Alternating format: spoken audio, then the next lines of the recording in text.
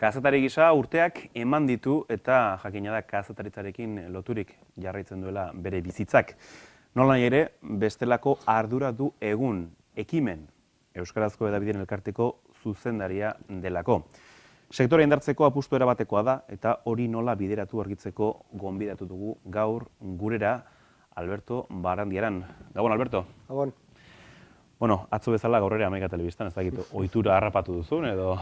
Bueno, zure gonbidatuta eta pozik. Gustora, ezta? Bueno. Euskaraz ari garela, korrika dugu egunotan Euskal Herrian albiste nagusi, euskalgintzari loturik. Dagoeneko korrikarik egin duzu, egiteko asmorik? Bai, Iruñan egin nun, lehengo asteburuan. Eta beti ondo, korrika zait. Gauza, Euskarari buruz eta askotan esaten dugu mezu positiboak edo, seduzioa zitziten dugu batzutan da hori, eta nire uste korrikak asmatu dula hor sortzen Euskararen inguruan gauza, pozaldi bat, gauza erakargarri bat, alaia, eta jende asko erakartzen duena. Nik Iruña pixkat ezagutzen dut, eta jende asko joaten da, bez euskalduna ez dena, baina atxikimendu bat erakusten di euskarari horrela ere bai. Eta oso grazioso da, jendeak egiten dituen, bai, ez da egite, edo zein kale kantoian, Nafarroa oso ondia da, edo zein herritan, edo zein maldatan nola parte hartzen duen da, bai, polita da. Eta herrigarriak izan dira Nafarroako irudiak, eta tira, Araban ere, espero dezagun, gaurkoan ere alxe izatea.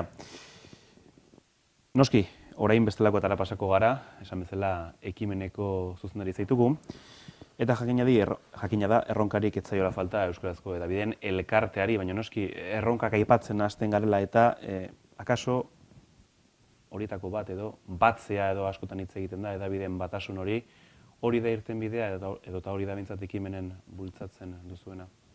Batasuna baino, hemen elkartea sortu da erronka batzuei aurre egiteko. Nik ez dut uste hedabide batu egin behar direla, hedabide kolore izan behar dute, izan behar diferente, izan behar dute proiektu desberdinak, eta izan behar dira batzutan elkarren kompetidore ere bai. Hori da, izan behar dira independenteak, izan behar dira ezker, eskuin, alde hortatik egon behar dut, hori badago. Kontua da, deno dakigu ze egoeran gauden une honetan, ez bakarrik krisi ekonomikoa, hedabidei buruz badago krisi edo erronka global bat, mundu guztian aipatzen ari da, noruntza joan behar duten hedabideek, ze funtzioa eduki behar duten gizarte honetan, internet hor dago, konsumo aldaketa ikaragarria dago, basatia, esaten duten batzuk, eta egia da. Eta horren aurrean, pixkate irtenbideak asmatu behar dira. Eta Euskal Hedabideen artean egia da, hedabide txiki asko daudela, horrek sekulako indarra erakusten du, sekulakoa, erakusten du indar bat, erakusten du gogo bat, eta hori. Eta hori indartsu horrek indarra ematen dio, baina batzutan etorkizunei begiratzeko beste foro batzu behar dira, bizkat zabalagoak eta batuagoak, eta hortako sortu da. Ez batzeko hedabidek, ez galtzeko aniztasun hori, edo ez egiteko proiektu enpresarial komuna handiak, eta begiratzeko erronkei dauden, detetatu diren erronkei elkarrekin begiratzeko. Eta ez dut uste erronka guztiak aipatzeko beharra dagoenik, baina funtsezkoena une honetan ekimenetik zein erronka da bete beharrekoa? Funtsezkoenetako bat da, funtsezkoenez bada, administrazioen aurrean harreman sendo bat eta jarrai bat lortzea. Hemen Euskal Hedabideetan,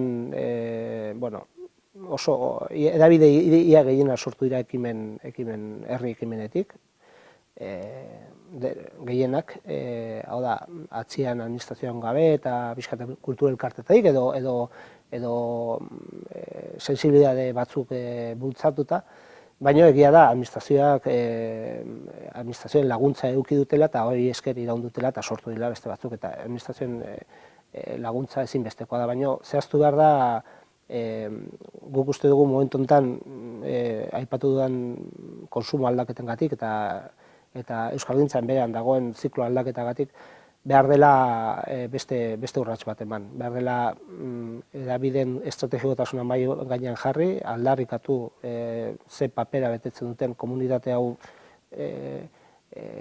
ardazten eta bizi berritzen eta hortako administrazioen laguntza ezinbestekoa. Orduan, urtetik urterako diru laguntzen eztabaidan sartu baino guk egin nahi dugu urte batzuei begira jarri eta hitzarmen edo lankidetza formula batzu begiratu eta batez ere eskatu hedabidek behar dutena. Eta behar dutena da politika laguntza politika sendo bat, egiturazkoa eta epe luzea begiratu. Pixkat hori da erronka handienetako bat, handienez bada.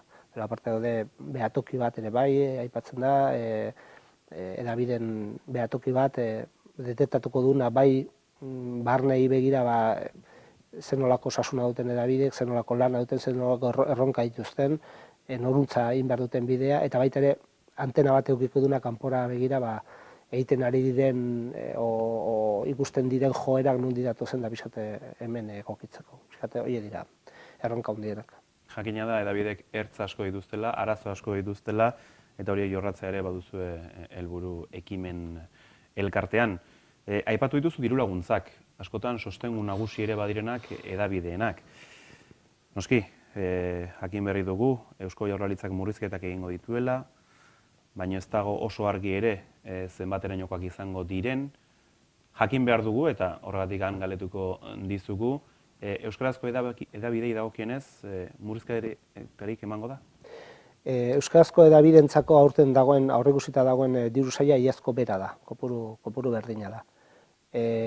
Ikusita ze murrizketa garaian gauden, ez da notizia txarra, baina ez da hedabide behar duten hori aspaldian esan dugu, iaz aiez murrizketa handi bat izan zuten hedabideek eta aurreko 3 urteetan egon dira murrizketak. Hemen behar da plangintza bat hainbat urtetarako, ezin da ibili hedabide esan dut lehen, txiki asko daude, askotan urteko diru laguntzan desajuste bat nahiko ondamendia ez dakit, baina sortze ditu arazo handiak eta orduan hemen plantatu behar dena da hemendik urte batzuetai begira ze behar duten hedabidek, eta hedabidek ez dute hau baino gehiago behar dute, hori garbi dugu guk. Eta orduan, egin nahi duguna da jarri mahai gainean eta zehaztu benetan ze behar den, zertako behar den, eta urte batzuei begira hori nola lortuko den, eta hedabide hauek ez dira, diru laguntza hauek ez dira nahikoak. Eusko Jaurlaritzarekin hitz egiteko aukera izan duzue, hitz egiten jarraitzeko asmorik bada, hala bada? Eusko Jaurlaritzarekin hizkuntza politikako sailburu ordeekin Patxi Baztarrekin egin dugu bilera bat eta gure asmoa da eskatu diogu hurrengo bilera jartzeko. Hau sortu da hemen 2 urteko lan egon da, hedabide guztien artean adostasun maila handi bat lortu da, ez da erraza izan, baina lortu da eta orduan hemen aurrera begira proiektu sendo bat dago eta hortako administrazioaren laguntza behar da eta konplizitate behar da eta gutxienez elkarlana eta gu hortako gaude. Diru laguntza jaitsita ere berdin eskatuko geniko hurrengo egunean bilera bat. Baina arazoari aurre egiteko, zeren jakina da zuk kargu hartu berritan ere epatu zenula egoera oso larria dela, eta pixka bat ere argazkia atera zenion euskarazko hedabideen sektoreari. Hori da arazo nagusia, diru laguntzak bermatzea edo eta badaude beste sakoneko arazo batzuk lehenago ere, akaso erronketan ere aipatu dituzunak. Diru laguntzak ezinbesteko dira euskal hedabidek irauteko. Hemen ez dago euskal hedabidek, euskal kultura orokorrean ez daka atzean talde indartsu bat, ekonomikoki edo politikoa, segurako indarra emango diona eta batasuna emango diona, eta hemen esan dut, askotan kultur elkartea dira, edo enpresa txikiak, edo orduan diru laguntzak ezinbestekoa dira.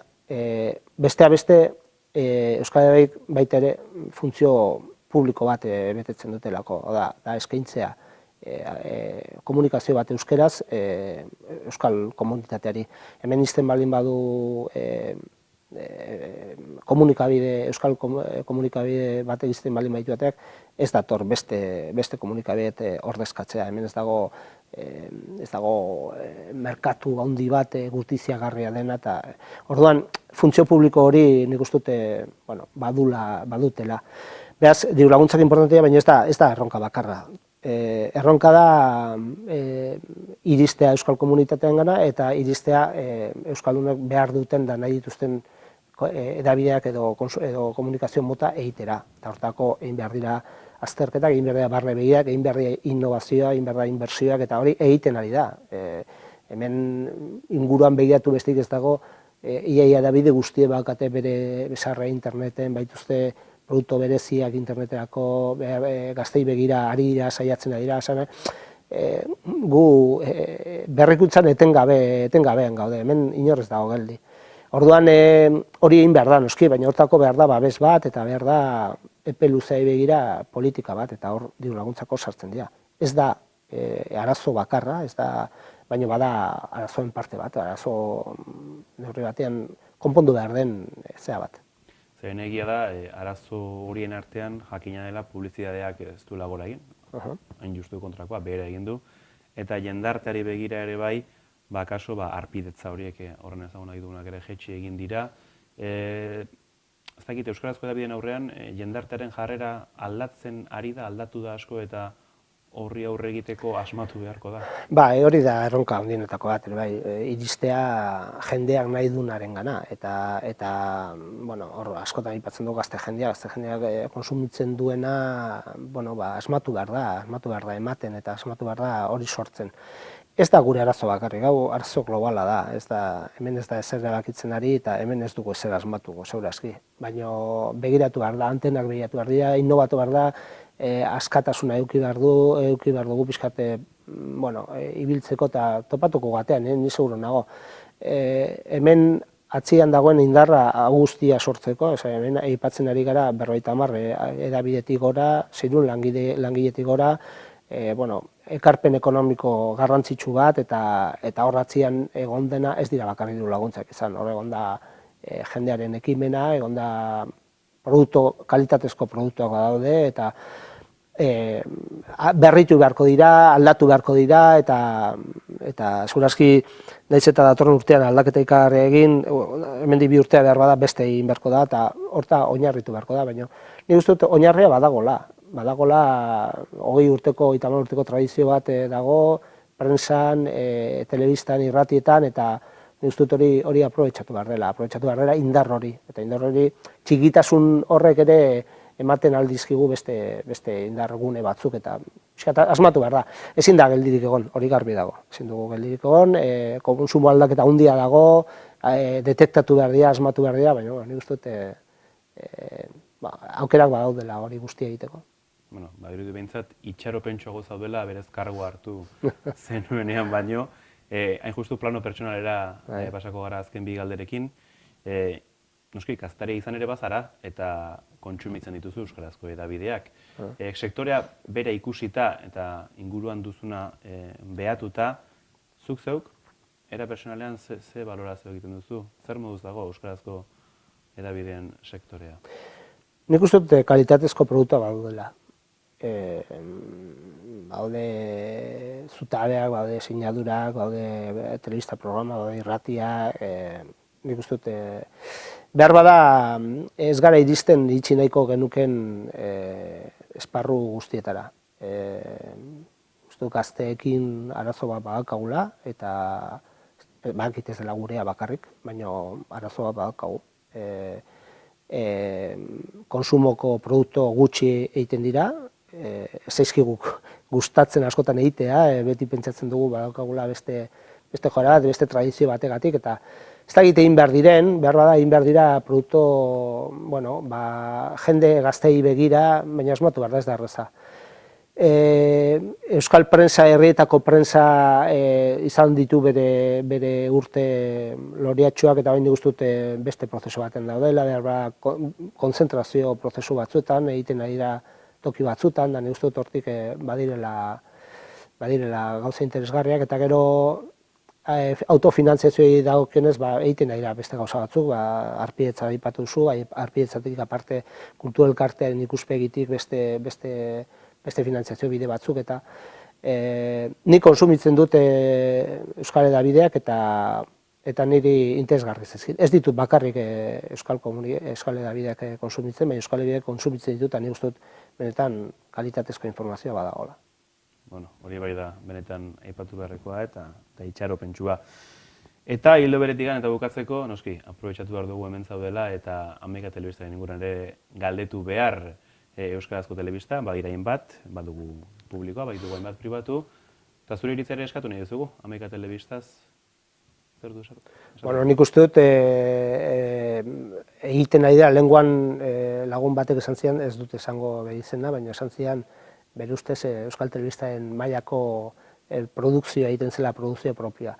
Nik uste dut hemen ahalegina handiena da produkzio propio egitea, programak berez, eta hori nik uste dut hor badagola zulo bat, nik uste dut Euskal konsumitzaileok edo ikusten duguna, esete batian, ezta? Produkzio propioa eta hori Hamaika Telebistak egiten du, ahaleginak hor daude, Goiena Telebistari hor dago, eta beste telebista, Saloa Telebista Nafarroan, eta esparru komplikatua da, nire ustez, sakonki ezagutu gabe telebisten esparrua. Esparru komplikatua da, baliabide asko eskatzen dituna, eta apateko handia eskatzen duna, baina nik emango dizueke nota on bat. Bueno, hori behi ere badugu baikorra.